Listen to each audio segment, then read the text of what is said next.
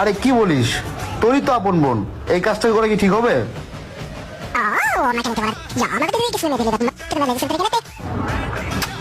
কি আর বলবো তোকে, যা ঠিক আছে, ডান।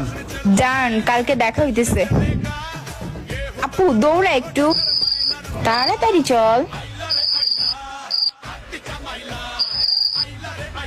এই ছিনতাইকারী আমার অনেকগুলো টাকা ছিল, ব্যাগে মোবাইল ছিল। থাক আপু তুই কাঁদিস না, তুই কোথাও নড়বি না, আমি দেখে আসি ছিনতাইকারী কই গেছে। ওই দাঁড়া দাঁড়া, দোস্ত টাকা দে। নে যা আছে দেখে নে।